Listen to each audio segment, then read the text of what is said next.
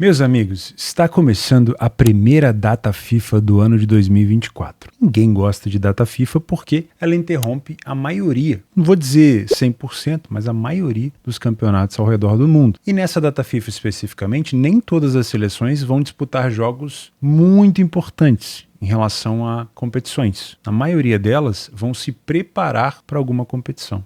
Então tem muito amistoso rolando, tem eliminatórias da Copa na Ásia, mas tem muito mais amistoso rolando. E até que os jogos de seleções comecem, a gente vai ter aquele intervalo, de viagem. O jogador sai do seu clube, viaja até o local que vai ser o jogo para encontrar a sua federação, a sua seleção para poder jogar. Então nós temos, teoricamente, um hiato em relação à qualidade de jogos, e muito provavelmente nessa semana a gente vai ver jogos de competições que a gente teoricamente não costuma trabalhar. E eu sou muito sincero com vocês, eu não trabalho esses jogos, não trabalho, ok? Porém, todos os dias eu venho aqui fazer um planejamento que é meu e seu. Então não me custa nada vir até aqui fazer um planejamento como se eu fosse trabalhar esse jogo. Eu não tenho conhecimento suficiente para induzir você a fazer alguma coisa, mas a gente vai tentar juntos, por meio principalmente de estatística, de dados que a gente possa ter desses campeonatos, tentar interpretar da melhor maneira os possíveis cenários das partidas. Mas não vou mentir para vocês, não são jogos que eu trabalho, tá bom? Mas se você for trabalhar, eu vou estar aqui para tentar te ajudar, beleza? Meu nome é Theo Borges, eu espero conseguir te ajudar a fazer o melhor planejamento possível para essa segunda-feira, dia 18 de março.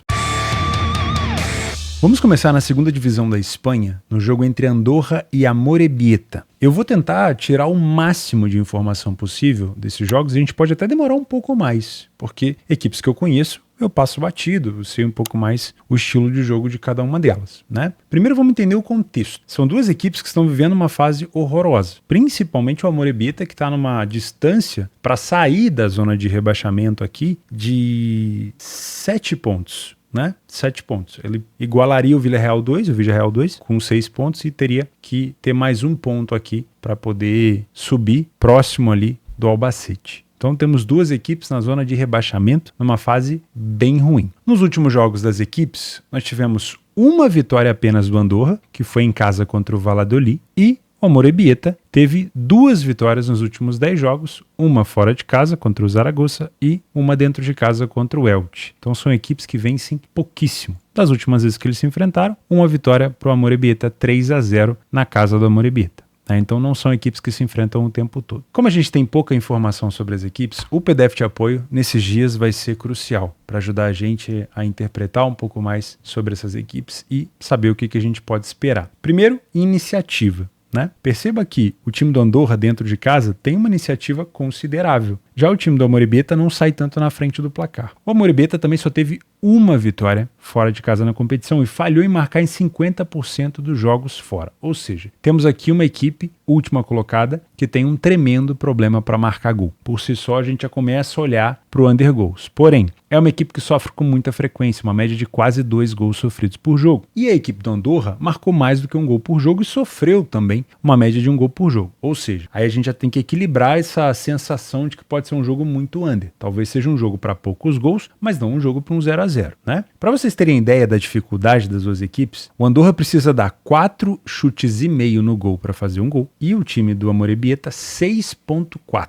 É muita coisa. O primeiro tempo do Andorra não tem nenhuma vitória. Como que você não vence nenhum primeiro tempo dentro de casa? Impressionante. Mas tem poucas derrotas, é uma equipe que marca pouco e sofre pouco. Já o Amorebieta tem mais gols marcados, porém calcanhar de Aquiles, mais gols sofridos, mais vitórias e menos derrota. O Andorra puxa o primeiro tempo para uma situação mais under, já o Amorebieta estica ele para uma situação mais over. No segundo tempo, o Andorra se solta, marca muito mais gols e também acaba sofrendo também mais gols, tem mais vitórias e menos derrotas. Já a equipe do Amorebieta se perde completamente, aí nem a parte ofensiva se destaca, o time cai de 6 para 3 gols marcados e sobe de 8 para 17. Tem 7 vitórias apenas e passa de 55% de derrota. O Amorebieta tem uma grande arma que é o escanteio na parte ofensiva, mas tem sofrido bastante gol de cabeça lá atrás.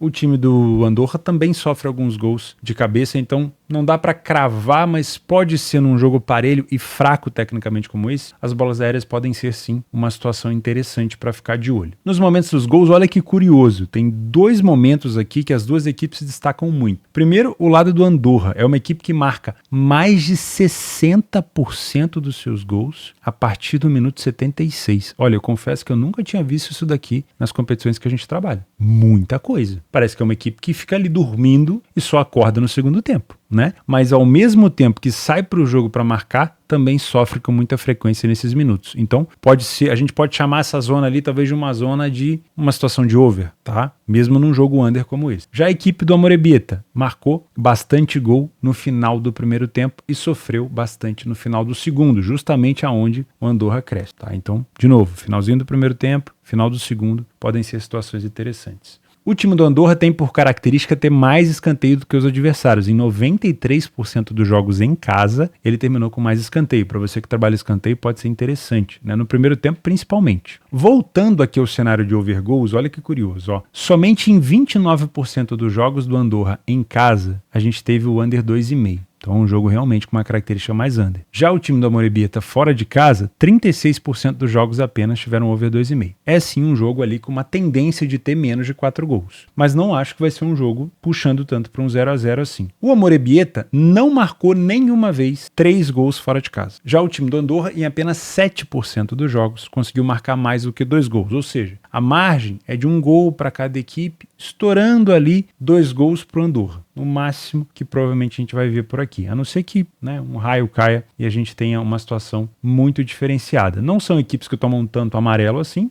ou seja, a dificuldade técnica é dificuldade técnica mesmo, não é porque tá com um jogador a mais e tudo mais. Os principais jogadores do Andorra, é até difícil porque a equipe tá numa fase, numa draga danada. A gente pode listar aqui o José Marça, que tem 3 assistências. O goleador é o Caleiro, Gil Caleiro, com 3 gols, e eu acho que só, pra gente puxar. E dos jogadores do Amorebieta, o Ortega, que tem 6 assistências e 2 gols marcados, e Félix Garreta com 3 gols e nenhuma assistência. Dá pra falar do Escobar aqui também. Eneco Escobar são os principais jogadores, caso você queira conferir, obviamente, a escalação antes do jogo começar. Eu nem vou comentar se você é um trader por aqui, porque, primeiro, dificilmente a gente vai ter uma liquidez tão interessante. Talvez seja um jogo onde a liquidez seja totalmente diferente do restante do ano. Por quê? Muita gente não tem nada para fazer, esse aqui vai ser um jogo de opção, então muita gente vai tentar fazer esse jogo, vai vir para cá, talvez com uma stake menor, talvez popule o mercado ali com uma quantidade maior de dinheiro correspondido, mas não necessariamente o mercado vai se movimentar do jeito que você está acostumado. Ah, pô, um jogo de Premier League, de Bundesliga, de Série A italiana, não vai. Às vezes o mercado vai demorar para mexer, às vezes ele vai abrir um gap, vai abrir um buraco entre o back e o lay. Isso vai dificultar e pode dificultar um pouco o seu trabalho. Então, muito cuidado se você é um trader por aqui. Na hora de colocar suas estratégias em prática, talvez com uma stake mais reduzida se você quiser de fato fazer esse jogo. Não é um jogo que eu vou conseguir trabalhar, tá? Se você é um punter por aqui, tudo indica que a gente vai ter um jogo para poucos gols. Porém, o mercado já está precificado para poucos gols, né? O mercado não é besta, ele sabe que são duas equipes ruins. Então, o under 3,5 tá 1,17. O under 2,5 já está com uma cotação mais interessante, mas perceba que o under 2,5 ainda é um mercado já esmagado no under, porque são duas equipes ruins. Levando em consideração que a equipe do Andorra acelera muito nos minutos finais e nós temos uma equipe do Amorebieta frágil defensivamente, eu acho que a gente pode talvez pensar num cenário para um gol.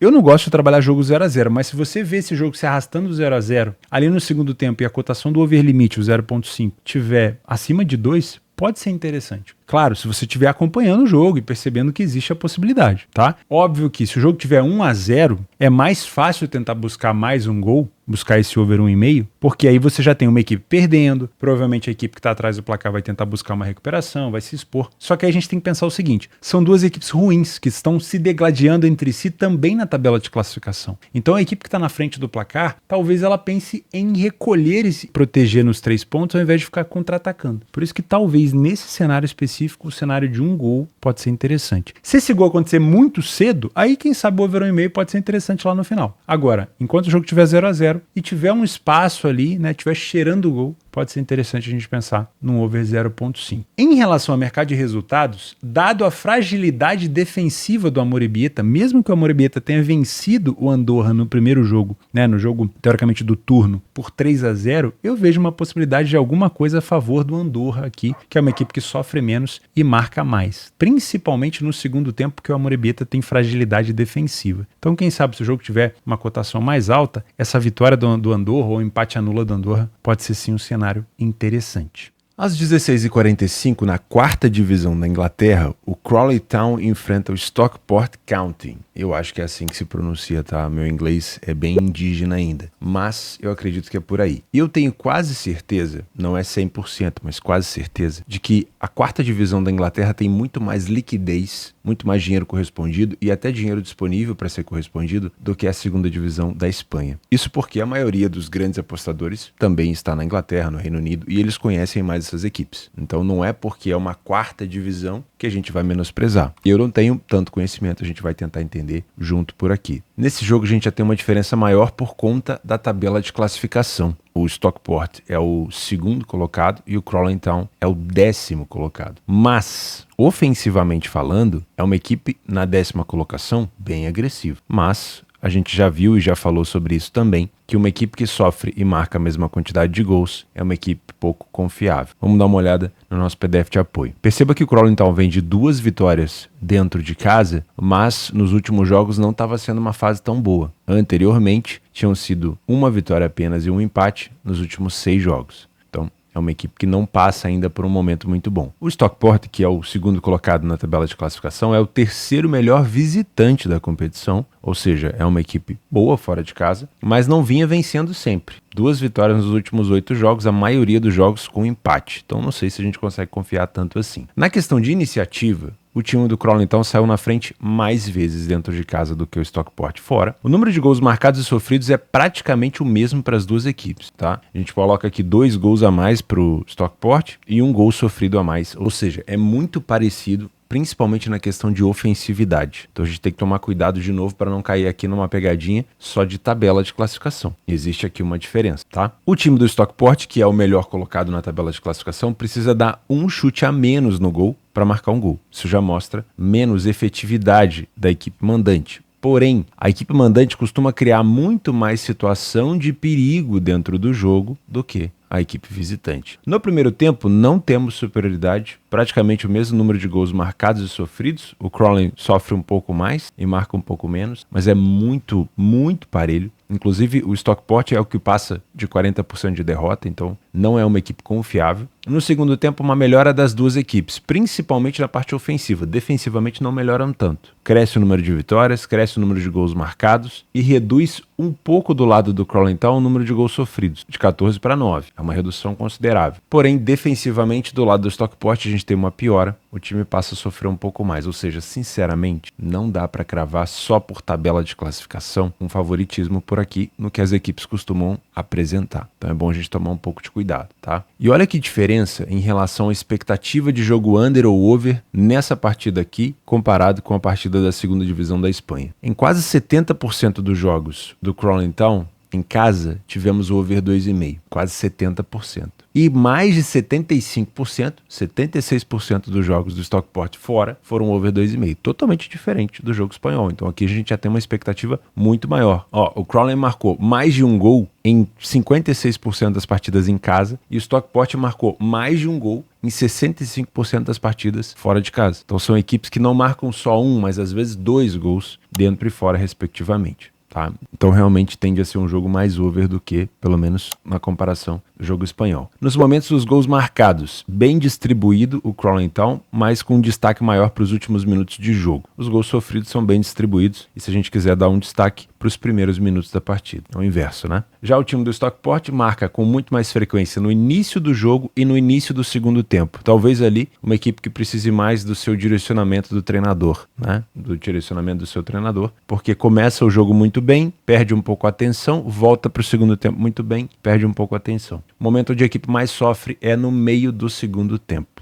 Não temos um destaque tão grande de escanteios por aqui, né? De cartões, a equipe da casa costuma ter uma média maior, se você trabalha esse tipo de situação. Eu, sinceramente, não devo conseguir pronunciar os nomes todos aqui, mas Danilo Dânamo, Orsi Dânamo, principal atacante da equipe com 15 gols. Esse cara aqui é extremamente importante e pelo visto ele vem jogando quase todos os jogos. Participou de 35 jogos da equipe. Lembrando que na Championship a gente já tá na rodada 36. Essa é a 37ª, a 37ª rodada. Outro destaque, Liam Kelly com 7 assistências e aqui o Campbell, Adam Campbell com 6 gols e 4 assistências. O Lolos também aqui com 7 gols e 4 assistências. Theo, para que eu tenho que observar nome de jogador? Se você vai de fato trabalhar e você quer trabalhar o mercado de resultados por algum motivo, saber se os melhores jogadores dessa equipe estão em campo é muito importante, claro. Do lado do Stockport County, temos também um atacante com grande destaque, o Isaac Olaof, com 18 gols e 2 assistências. Aí tem vários jogadores com muitas assistências aqui, Bailey, o Torai, tem o Sultan, tem muitos jogadores que dão bastante assistência aqui, não é à toa que tem vários goleadores, né? Louis Berry com 9 gols, Woolton com 6 gols, Maiden com 9 gols. Então é uma equipe mais recheada, não é à toa que está melhor qualificada, de bons jogadores, ou de jogadores que se destacam. Se você é um trader por aqui, talvez nessa quarta divisão, por mais que a divisão seja bem mais inferior do que a segunda divisão da Espanha, talvez você encontre mais liquidez. Por quê? Principalmente na Betfair, é provável que você tenha mais dinheiro para ser correspondido, mais dinheiro correspondido, mais fluidez no mercado do que na segunda divisão da Espanha. Eu acredito assim, tá? Eu acredito que pode ser assim. Então, se você vem para cá com o intuito de trabalhar no trade, eu acho que pode ser sim um jogo que te forneça essa possibilidade. Agora, nas estatísticas eu não consegui perceber uma grandíssima diferença entre os dois. Então, se você já vem enviesado para fazer algo a favor do favorito ou contra o não favorito, sinceramente, se eu fosse você, eu tiraria um pouco desse viés, porque são duas equipes ofensivas com problemas defensivos. E por mais que o Crawley Town não vinha tanto assim numa larga campanha de bons resultados em casa, os últimos 2 jogos ele venceu, e o Stockport vem muito mais com empate do que propriamente com vitória fora de casa. Se você é um punter, eu já consigo ver um jogo com muito mais tendência para over goals do que o jogo espanhol. E aqui a gente tem um 2,5 pagando 1,90. Não é uma odd ruim, mas eu gosto muito de pensar nesse over 1,5 com uma cotação mais alta. Então, de preferência, o jogo já com o placar aberto com um gol no primeiro tempo, a gente podendo trabalhar o over 1,5 como limite lá no final, no segundo tempo, com uma odd próximo de 2, ou se já saiu 2 gols no primeiro tempo, over 2,5 nesse mesmo cenário. Das últimas vezes que eles se enfrentaram, 3-3, 2-1 e 3-2. Então, esse ambas marcam até pode ser interessante. Às 17h15, no campeonato da segunda divisão de Portugal, nós temos o Vila Verdense enfrentando os Belenenses. Eu gosto muito desse time dos Belenenses, porque ele foi obrigado a começar de novo. Já tinha extrema tradição em Portugal, foi campeão, né, do campeonato português da primeira divisão, acho que 3 ou 4 vezes, e teve que começar de novo por conta de um problema judicial lá com a SAD, que é a SAF deles, como se fosse assim, uma maneira mais resumida que é a SAF deles, e eles tiveram que começar de novo na sexta divisão equivalente, né, a terceira divisão da F Lisboa, né, Associação de Futebol de Lisboa, e foi uma ascensão meteórica. Ganharam a terceira, a segunda e a primeira divisão da Associação de Futebol de Lisboa, foram para terceira divisão de Portugal, agora na segunda. Eu não sei se foi nessa ordem especificamente, mas foi uma ascensão muito grande. Só que nesse campeonato especificamente da segunda divisão,